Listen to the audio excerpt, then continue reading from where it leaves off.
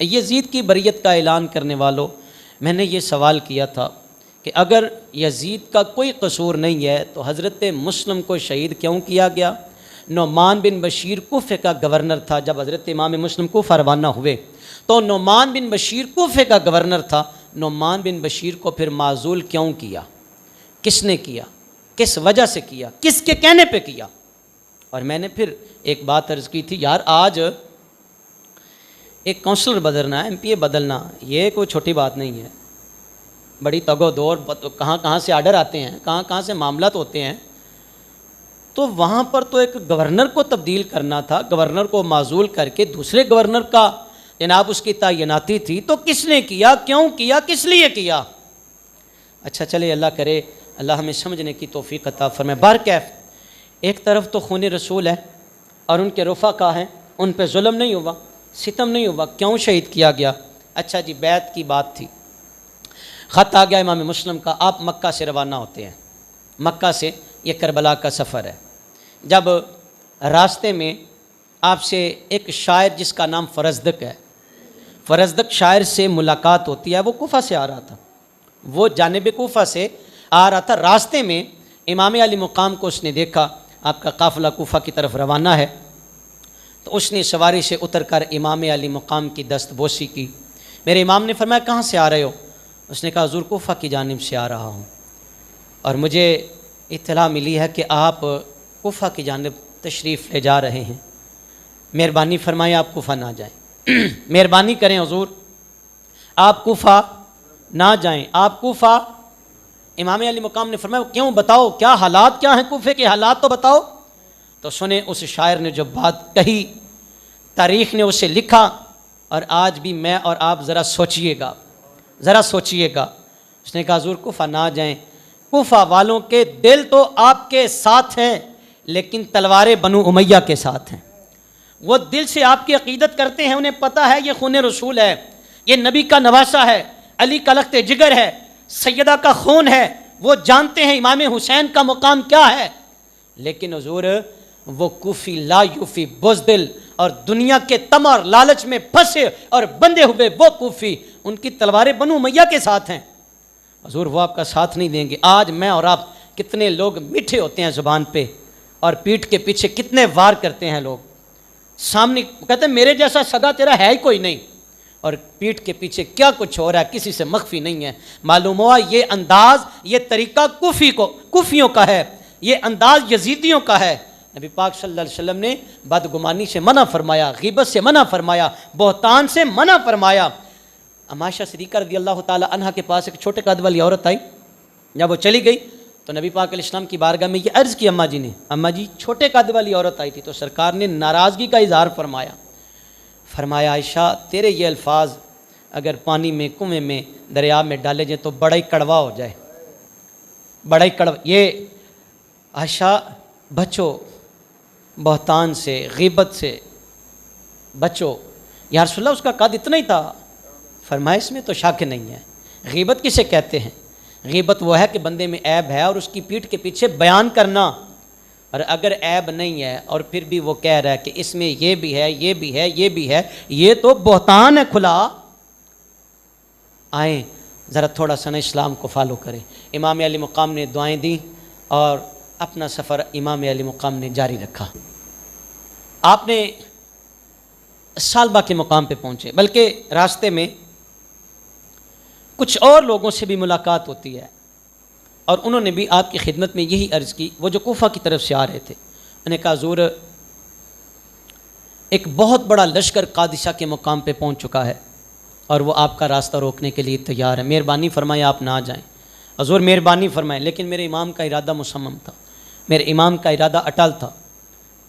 سالبہ کے مقام پہ ڈیرا ڈالا، وہاں پہ غالباً بکر اسعدی آیا اور اس نے امام علی مقام سے ملاقات کی، دست بوسی کی اور ہاتھ باندھ کے عرض کی حضور آپ کے قاصد کو شہید کر دیا گیا ہے، حضرت مسلم رضی اللہ تعالی عنہ کو شہید کر دیا گیا، حضور آپ نہ جائیں، مہربانی کریں۔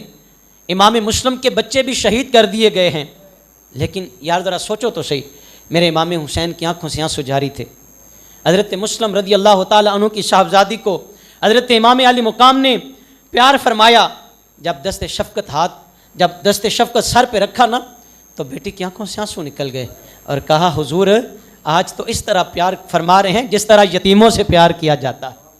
आप इस तरह मोहब्बत फरमा रहे हैं जिस तरह यतीमों से प्यार किया जाता है। मेरे इमाम अली मुकाम ने मोहब्बत फरमाई, प्यार किया। फरमाया बेटी जब बाबा कहने को दिल करे तो हुसैन को अपना बाबा कह लेना, और जब भाइयों से मोहब्बत का इजहार करने को दिल तड़पे अली अकबर को, अली असगर को अपना वीर कहना। इमाम अली मुकाम को भाई की शहादत ने बड़ा रंजीदा किया, बड़े दुखी होए। भाई भाइयां दे दर्दी होंदे ते भाई भाइयां दियां बावां, ओए बाप सिरां दे ताज मोहम्मद ते मावां ठंडियां छावां। ये किस लिए था, क्यों था? दीन के लिए था। और मेरे भाइयों, मैंने पिछले जुमातुल मुबारक को भी ये बात अर्ज़ की थी, अगर मेरे इमाम जंग के इरादे से जाते, लोग ये सवाल भी करते हैं, तो मुझे बताओ इरादा जंग का हो 6 महीने का भी साथ ले जाया जाता है। इरादा अगर जंग का हो, इरादा अगर तख्त का हो, तो 6 साल की बेटी को भी साथ कोई लेके जाता है? ज़रा बताओ तो सही ज़ालिमो, थोड़ा सा तो सोचो, थोड़ा सा तो ख्याल करो। इमाम अली मुकाम किस लिए जा रहे हैं? दीन मुस्तफ़ी सल्लल्लाहु अलैहि वसल्लम की सरबुलंदी के लिए। उधर सामने कौन था? ज़रा पढ़ो यार, यजीद का किरदार पढ़ो। मैसून का पुत्र, और तारीख़ ने खुल के ये लफ्ज़ नहीं लिखे कि मैसून ने कलमा भी पढ़ा, वो नसरानी थी। मैसून यजीद की माँ नसरानी थी, ईसाई। पता नहीं कलमे के मुतल्लक तारीख़ ने क्या लिखा है।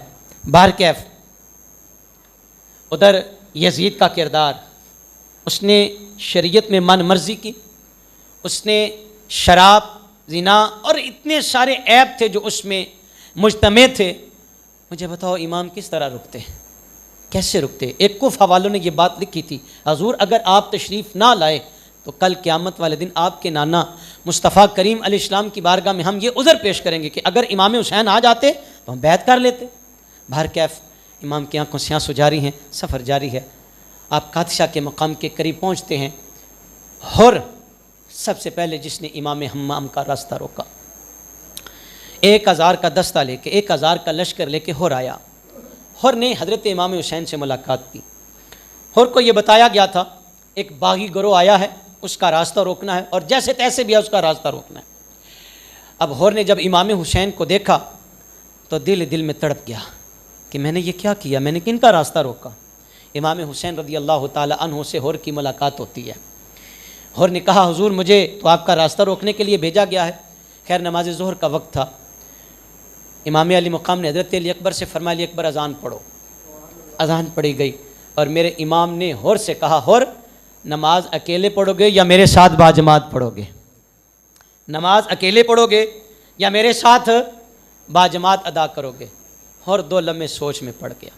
इमाम अली मुकाम ने अल्लाह अकबर कही और बाजमात की नीयत फरमाई। हुर कहता है मैं सोच में पड़ गया, एक तरफ कौन है? अल्लाह अकबर, वो जो जन्नती जवानों का सरदार है। पता नहीं अकेले पढ़ूंगा कबूल होगी या नहीं होगी, ये तो अल्लाह की मर्ज़ी है, लेकिन मुझे ये कभी इम्कान है इमाम अली मुकाम के पीछे पढ़ूंगा तो अर्श वाला कबूल फरमा लेगा।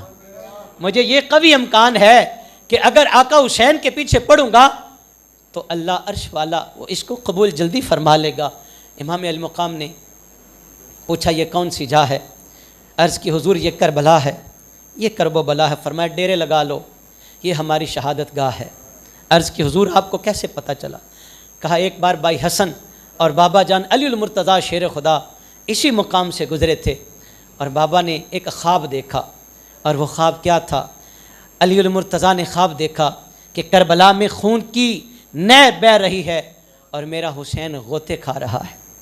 उसकी ताबीर यही बयान की गई। हज़रत इमाम हसन से कहा हसन मुझे यूँ ही लगता है कि यहाँ मेरे हुसैन को शहीद किया जाएगा। कहा ये करबो बला है, डेरे लगा लो।